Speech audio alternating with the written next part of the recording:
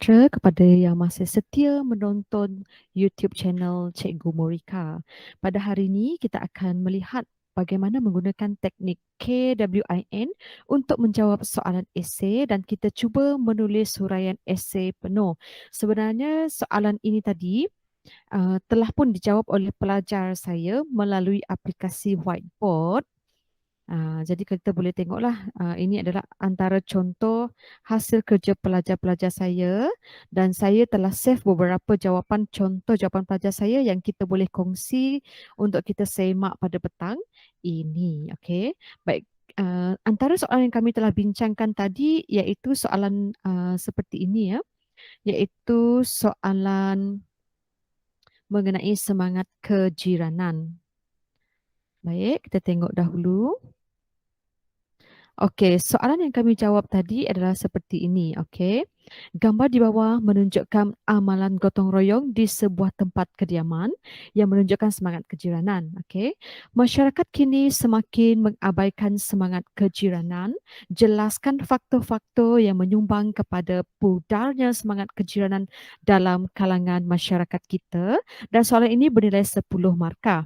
Okey, saya mengajar pelajar saya menggunakan teknik KWIN terlebih dahululah, di mana soalan rangka jawapan ini bukan ditulis dalam dia punya skrip jawapan tetapi ditulis dalam uh, soalan yang lain sebagai rangka jawapan. K ini merupakan sebagai kehendak soalan ya. K ini adalah kehendak soalan seperti yang saya telah ajar pelajar saya. K merupakan kehendak soalan. Okey, W adalah watak, siapa yang kita nak bincangkan dalam ini. Lepas tu isu, N adalah nilai universal. Nilai universal kita ada 18.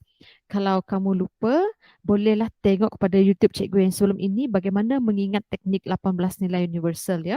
Okey, jadi kehendak soalan saya selalu ajar pelajar saya cari selepas kata tugas. Okey, tapi tak kena take note lah, tidak semua soalan tu dia terus menggunakan kata tugas. Dia kadang-kadang dia tak guna jelaskan, huraikan, terangkan, bincangkan. Kadang-kadang dia tidak menggunakan kata tugas. Tetapi ini adalah direct question. Jadi kehendak soalan adalah selepas kata tugas. Kata tugas adalah jelaskan. Okay. Ini adalah kata tugas. Okay. Kata tugas contohnya jelaskan, terangkan, huraikan, bincangkan. Okay. So, dia punya kehendak saran adalah faktor-faktor yang menyumbang kepada pudarnya semangat kejiranan dalam kalangan masyarakat kita. Ini adalah K. Dan W adalah masyarakat kita. W adalah masyarakat kita. Isunya adalah semakin mengabaikan semangat kejiranan. Ini adalah I. Dan nilai universal, okey, soalan ini dia tidak bertanyakan nilai universal. Jadi saya pesan dengan pelajar saya, sama ada kamu boleh terus menulis 10 huraian ataupun lebih, ataupun kalau kamu nak letak nilai itu pun tidak rugi sebenarnya. Jadi saya selalu pesan dengan pelajar, tak apa, bagilah 3 nilai sekurang-kurangnya, dan kalau soalan tak tanya nilai ni, kamu kena berikan lebih daripada 10 nilai, extra 12 lah sekurang-kurangnya kelas. Okey, so kita terus tengok contoh jawapan pelajar saya ya. Okey. Jadi mereka jawab seperti ini. Masyarakat harus mengamalkan nilai toleransi. Okey, kita tengok nilai toleransi boleh diterima ataupun tidak. Okey, sesuai. Nilai toleransi N1. Nilai bekerjasama. Tak ada nilai bekerjasama. Okey, yang ada adalah kerjasama. Apabila nilai kamu salah kelas, automatically jawapan kamu akan jadi salah. Lepas tu nilai bertanggungjawab, okey betul. N1. Nilai rasional juga betul. Okey. Kemudian apakah faktor ataupun punca yang menyebabkan semangat kejiranan semakin pudar? Okey. Faktor-faktor yang menyumbang kepada pudarnya semangat kejiranan dalam masyarakat kita adalah disebabkan oleh perubahan gaya hidup masyarakat yang terlalu sibuk dengan hal sendiri. Okey, betul. 1 markah. Kemudian pelajar ini memberikan contoh. Contohnya terlalu sibuk mencari rezeki masing-masing. Okey, H1. Selain itu, pudarnya semangat kejiranan juga disebabkan oleh perkembangan teknologi yang canggih. Okey, disebabkan oleh perkembangan teknologi yang canggih. Misalnya masyarakat kurang berinteraksi secara langsung dengan masyarakat yang lain. Okey, itu adalah antara punca kenapa semangat semakin kurang. Di samping itu masyarakat kurang pengetahuan tentang kepentingan semangat kejirangan. Jadi mereka tidak ada pengetahuan pentingnya semangat kejirangan tersebut Okey. H1. Hal ini dikatakan demikian kerana masyarakat kurang menyertai kempen kepentingan semangat kejiranan. Okey. Kadang-kadang kita tengok dalam iklan ada dikongsikan semangat kejiranan. Okey. So pelajar ini layak untuk dapat 3 markah nilai. 4, 5, 6, 7, 8, 9 markah. Jadi sayang satu lagi huraian diperlukan. Satu saya selalu pesan dengan pelajar haruslah memberikan huraian yang lebih. Okey. Baik, satu lagi jawapan. Okey, kita cari jawapan yang tidak menyebut nilai dekat depan itu Okey, kita cuba tengok soalan yang hasil kerja kawan kita yang ini. Okey, masyarakat haruslah mengamalkan nilai kerjasama. Okey. N1. Nilai bertanggungjawab, nilai yang kedua boleh diterima, nilai kasih sayang dan nilai hormat. Okey.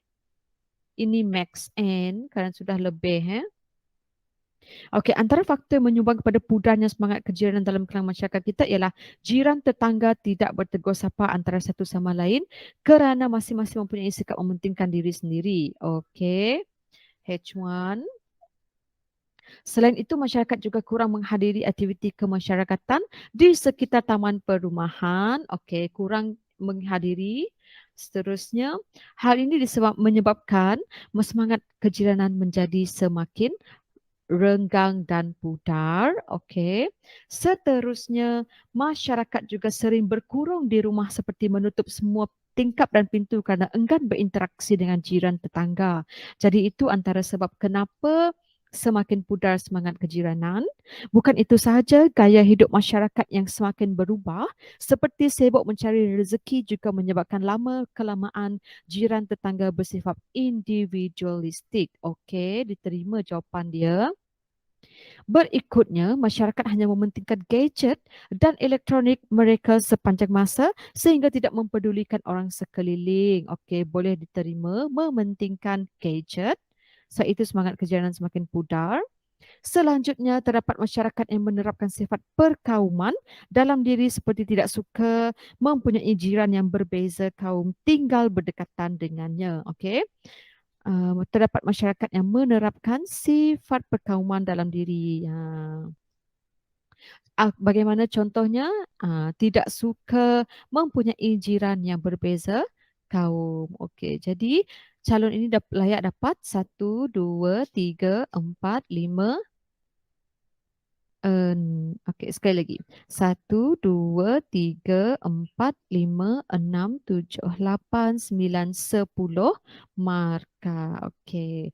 Jadi beginilah cara untuk kamu menjawab soalan esei.